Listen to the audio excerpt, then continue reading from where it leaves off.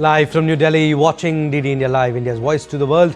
I'm Abhishek Mahajan. Coming up in the next 30 minutes. China launches live-fire drills around Taiwan, simulating blockade of major ports as the island vows to defend democracy. Russia demands Ukraine recall troops from Donbas, hints at another Trump-Putin call. Australia to remove tariffs on all Indian exports from January 1st under India-Australia Economic Cooperation and Trade Agreement, announces India's Commerce Minister Piyush Goyal.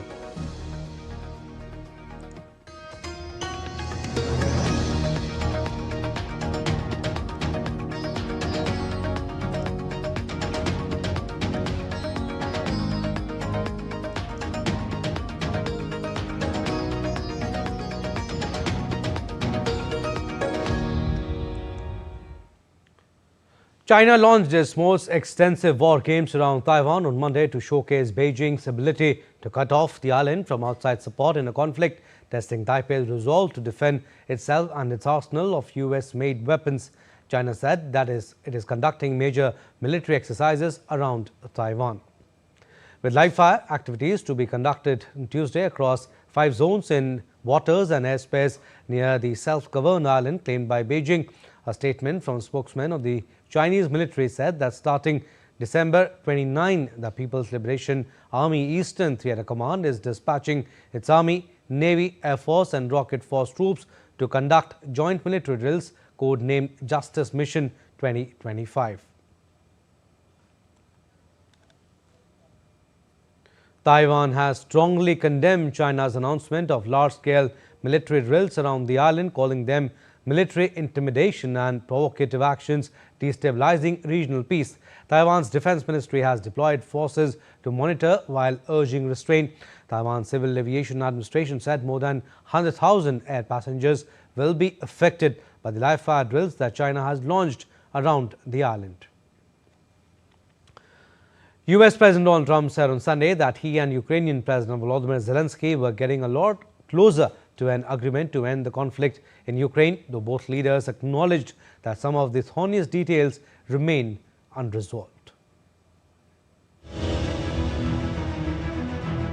The much-anticipated talks to end the Russia-Ukraine conflict took place in Florida on Sunday, where US President Donald Trump claimed that negotiators are getting closer to Ukraine peace deal, though he acknowledged that thorny issues remain and declined to provide a concrete timeline for when they might be resolved.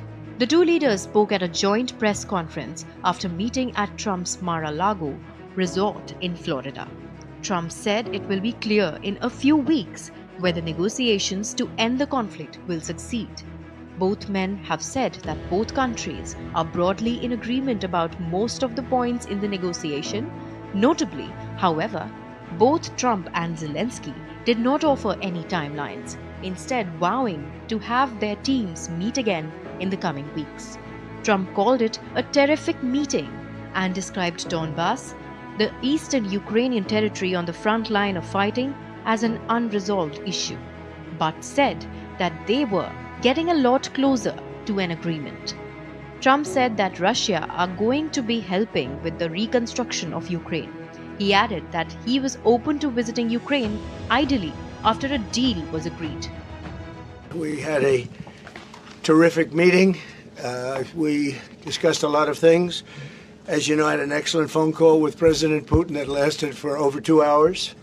We discussed a lot of points, and I do think we're getting a lot closer, maybe very close. We spoke to all of those great leaders. They're all great leaders. And we had a great talk with them after we were completed. We thought it was appropriate to speak with them.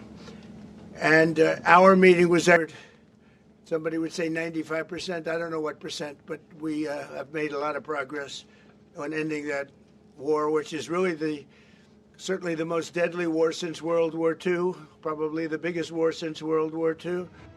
Meanwhile, Zelensky thanked Trump for a great meeting, adding that a 20-point peace plan was 90% agreed, calling them the key milestone in achieving lasting peace. First of all, I would like to thank President Trump for a great meeting at this amazing place in his home in Mar-a-Lago.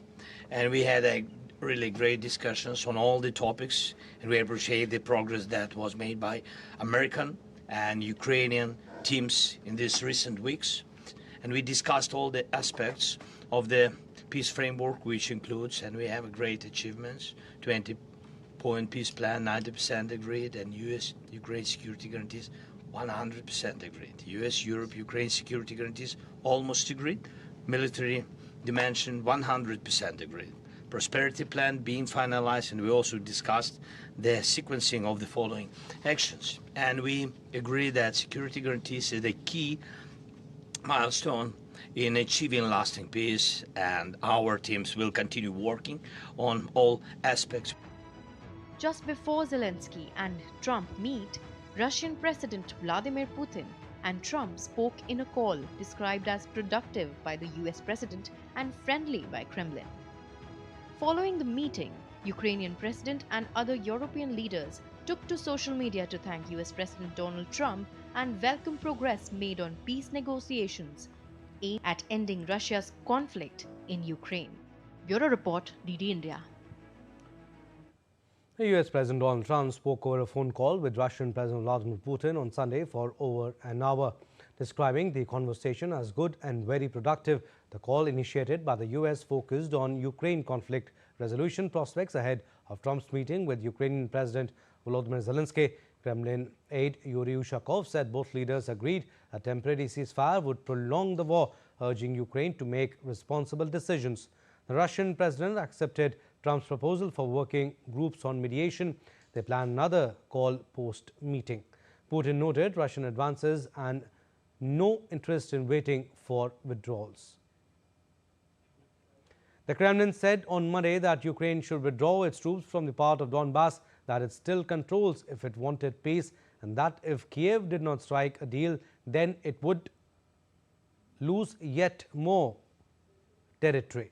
Russia currently controls a fifth of Ukraine, including Crimea, which it annexed in 2014, about 90% of Donbas, 75% of Zaporizhia and Kherson regions, and slivers of Kharkiv, Sumy, Mykolaiv and Dnipropetrovsk regions, according to Russian estimates. The Kremlin also added that a call between Russian President Vladimir Putin and Donald Trump would take place very soon.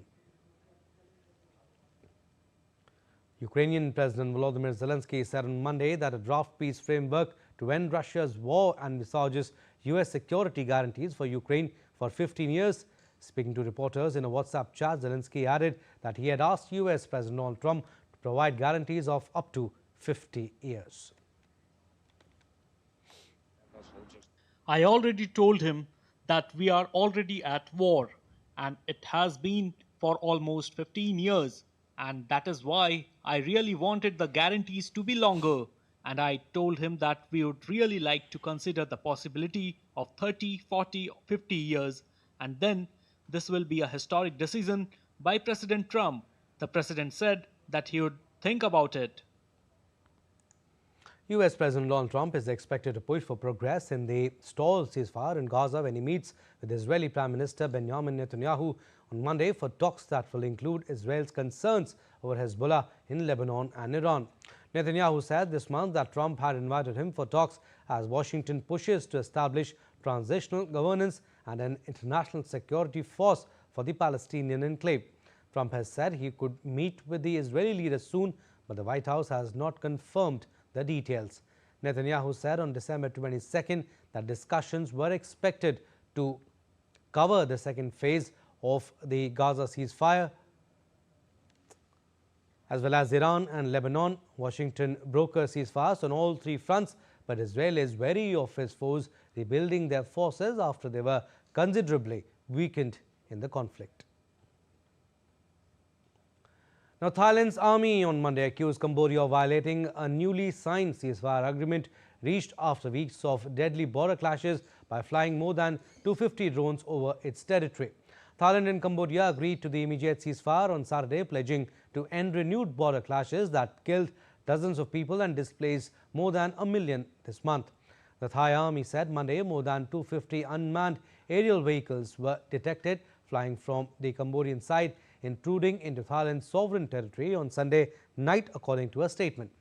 Under the truce pact signed on Saturday, the Southeast Asian neighbors agreed to a ceasefire, freeze troop movements and cooperate on demining efforts and combating cybercrime.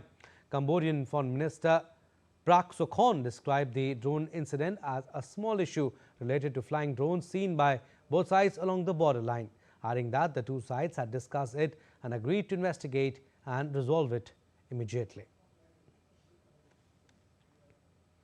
Moving on, in Bangladesh, traders staging an anti-extortion human chain in Dhaka's Karwan Bazaar area came under attack on Monday, triggering tension and disrupting the demonstration. Witnesses said around 150 to 200 traders under the banner of Islamia Shanti Samiti formed the human chain in front of the Karwan Bazaar kitchen market in morning as part of a pre-announced program protesting alleged extortion.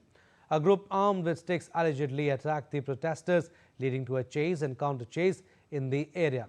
It was alleged that Abdur Rahman, an expelled member secretary of Tejgaon unit of Jubodal, has been demanding extortion from local traders since August 5 last year. Police rushed to the spot and brought the situation under control. Meanwhile, on the political front, BNP acting chairman Tariq Rahman submitted his nomination papers on Monday for the Dhaka 17 constituency, the final day for filing nominations for the 13th national parliamentary election. Now, ahead of Nepal's March elections, political realignments are taking shape in Kathmandu. Rapper turned Kathmandu Mayor Balendra Shah, popularly known as Balen, has joined the Rashtriya Swatantra Party. The move follows a 7-point agreement with RSP chief Rabi Lamishane, offering Balen a strategic leadership role. The alliance is expected to energize youth voters and appeal strongly to Gen Z. The agreement underscores commitments to anti-corruption measures and governance reforms. Balen's inclusion aims to position RSP as a strong alternative to Nepal's traditional parties. Time now for a very short break, but still to come on this edition of DD India Live.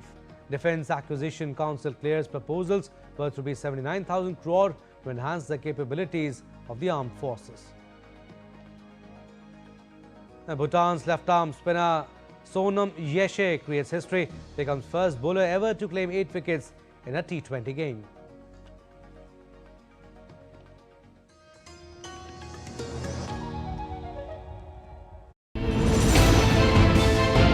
Geopolitics and trade deals. Economic challenges amid development. Hard work and the path to prosperity. It's the economy always. Between walkers, money is what money does and says. Supply creates its own demand. Between the bulls pulls and bears tears. When supply chains globalization and India rises to the podium. We'll get you centered with the economic brief at 8 p.m. every Thursday on DD India.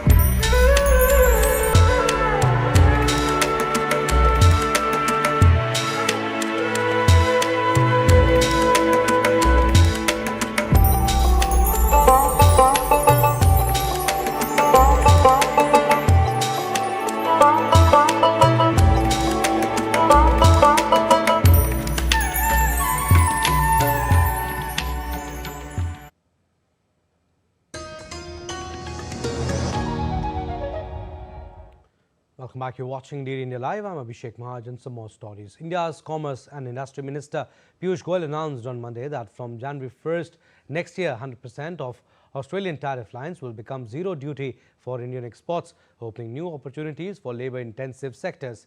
Marking the 3rd anniversary of India-Australia Economic Cooperation and Trade Agreement, Goyal said the pact has led to sustained export growth, improved market access and stronger supply chain resilience. He noted that India's exports to Australia grew by 8% in 2024-25, helping improve the trade balance. The minister highlighted strong export gains in manufacturing, chemicals, textiles, plastics, pharmaceuticals, petroleum products and gems and jewellery, with the latter registering a 16% rise between April and November. He added that agri-exports also broad-based growth, particularly in fruits and vegetables, marine products, spices and coffee.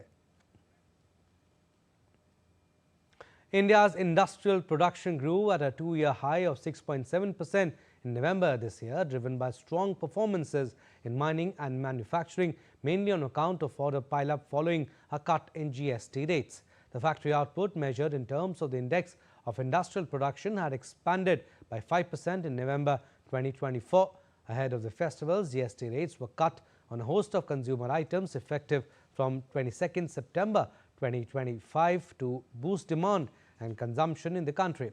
This led to a piling of manufacturing orders to get benefit of GST rate reduction. The National Statistics Office data showed that the manufacturing sector's output grew by 8% in November 2025 from 5.5% in the year-ago month. Mining production rose by 5.4% against a growth of 1.9% recorded a year ago. As per the use-based classification, the capital goods segment grew 10.4% in November 2025, up from 8.9% in the year-ago period. The Defence Acquisition Council, chaired by Defence Minister Rajnath Singh, has accorded acceptance of necessity or AON for various proposals of the three services amounting to a total of about Rs 79,000 crore.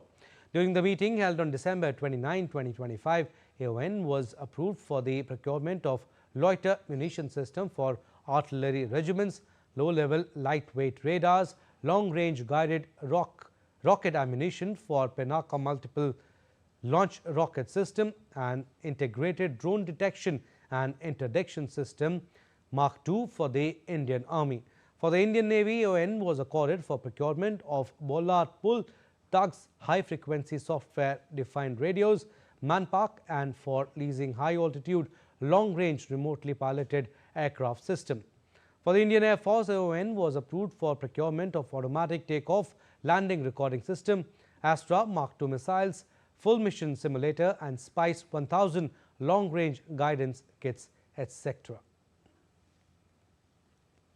Moving on, India is accelerating its clean energy transition at an unprecedented pace, achieving major climate milestones years ahead of schedule. The country has crossed the halfway mark in non-fossil power capacity and is emerging as a global leader in renewable energy growth.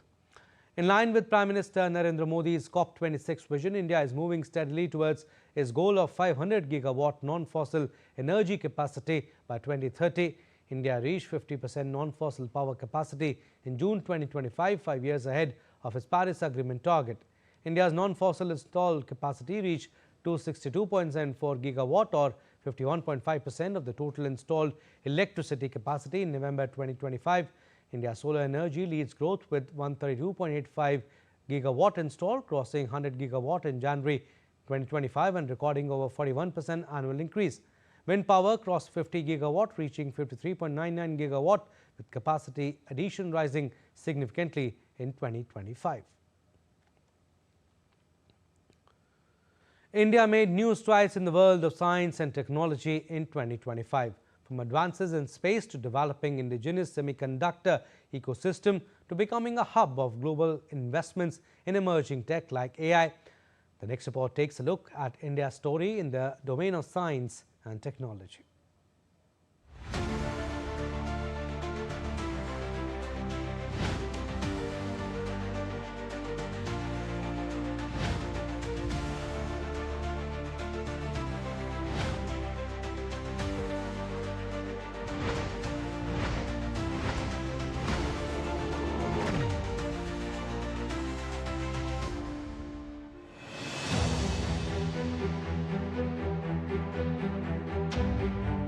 India is fast emerging as a major science and technology hub.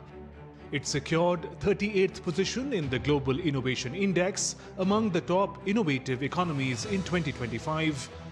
Driven by leadership in space, IT, AI and digital capabilities, massive pool of STEM talent, strong policy support and booming startup culture, the year witnessed many milestones in this domain. The year began with a historic achievement by ISRO. Space Docking Experiment or SpaceX mission's docking operation was successfully completed, marking India's entry into the elite group of nations capable of executing space docking operations, a critical capability for future advancements such as satellite servicing, space station operations and interplanetary exploration. Indian Air Force Group Captain Subhanshu Shukla made history as the pilot for Axiom Mission 4, becoming the first Indian to visit the International Space Station. He conducted pioneering experiments in microgravity on subjects such as muscle regeneration, algae, microbial growth, crop viability and others. It is a vital stepping stone towards India's own human spaceflight ambition, including the Gaganyaan and Bharatiya Antariksha Station. First Made in India 32-bit processor chip was presented to Prime Minister Narendra Modi during Semicon India 2025. It marked a milestone in India's semiconductor journey. India is rapidly building its semiconductor ecosystem via India Semiconductor Mission, focusing on design, fabrication and talent, positioning India as a global hub for electronics manufacturing and design. Bengaluru-based QPi AI announced the launch of one of India's most powerful quantum computers featuring 25 superconducting qubits. It integrates advanced quantum processors, next-generation quantum HPC software platforms, and AI-enhanced quantum solutions. With these milestones, QPi AI is driving deep science and deep tech innovation across life sciences, drug discovery, material sciences, mobility, logistics, sustainability, and climate action. Council of Scientific and Industrial Research developed indigenous technology to produce paracetamol, a widely used pain reliever and fever reducer. This innovation aims to make India self-reliant in paracetamol manufacturing, reducing dependence on imported ingredients, aligning with Prime Minister Modi's Atmanirbhar Bharat vision. India has developed its own comprehensive genomic dataset through the Genome India project, sequencing 10,000 whole genomes from diverse populations to create a unique resource for personalized medicine, disease research, and developing India-specific genomic tools. India's strides in AI and emerging tech is making it a hub of global interest and investments. Microsoft announced investment of $17.5 billion in India's cloud and AI infrastructure over about 4 years, describing it as its largest single investment in Asia. Amazon announced new investment of over $35 billion in India by 2030, focusing on AI, boosting exports, expanding logistics, and creating jobs to align with India's digital growth vision. Google will invest $15 billion to build an AI data hub in India. The year 2025 marked many milestones for India in the domain of science and tech. It will be interesting to see how the momentum is taken forward in the new year 2026. Shubhendu Ghosh for DD India. Now, world number one Magnus Carlsen extended his dominance on the world stage as he clinched his 6th World Rapid Championship title at the FIDE World Rapid and Blitz Chess Championships in Qatar. The Norwegian finished the tournament with 10.5 points, securing his 19th World Championship title overall, ahead of Russia's Vladislav Artemiev, who ended 1 point behind. Carlsen had a frustrating second day, drawing with Maxim Vasyalagrov before losing to Artemiev. However, Carlsen didn't leave room for any late hiccups as he took a full-point lead into his final round against Dutch Anish Giri, sealing the title with a draw.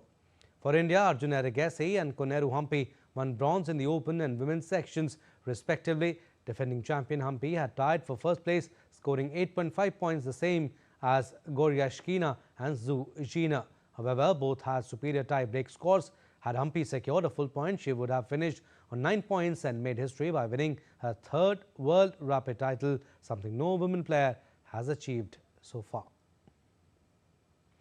Prime Minister Narendra Modi congratulated Indian Grandmasters Koneru Hampi and Arjun Erigesi on winning bronze medals at the 2025 FIDE Rapid Chess Championship in Doha. In a post to Next, PM Modi wrote, and I quote him here, proud of Arjun Erigesi for winning the bronze medal in the open section at the FIDE World Rapid Chess Championship in Doha. His grit is noteworthy, wishing him the very best for his future endeavours. Congratulations to Koneru Hampi, who finished strongly at 2025 FIDE World Rapid Chess Championship in Doha, securing the bronze medal in the women's section. Her dedication towards the game is commendable. Best wishes for the endeavours ahead. Unquote. Cricket now. Bhutan's left-arm spinner Sonam Yeshe created history in Galafu, becoming the first bowler ever to claim 8 wickets in a T20 match. The 22-year-old delivered a spell for the ages against Myanmar in the third T20I, finished with astonishing figures of 8 for 7 in 4 overs. His brilliance skittled Myanmar for just 45 runs while chasing Bhutan's 127, sealing an emphatic 82-run win and extending Bhutan's unbeaten run to 4-0 in the 5-match series. Bhutan Cricket hailed it as a world record, surpassing all previous 7-wicket hauls in men's and women's T20 cricket. And that's all we have in this edition of DD India Live. But do let us know your thoughts on the news of the day. For those on the go, you can get all the latest news and updates from India and across the world on DD India mobile app. The app is available on both Android and iOS platforms. Scan the QR code on the screen to download now. And we'll be back with more news as it breaks here on DD India. I'm Abhishek Mahajan from all of us here in Delhi. Thanks for watching DD India Live.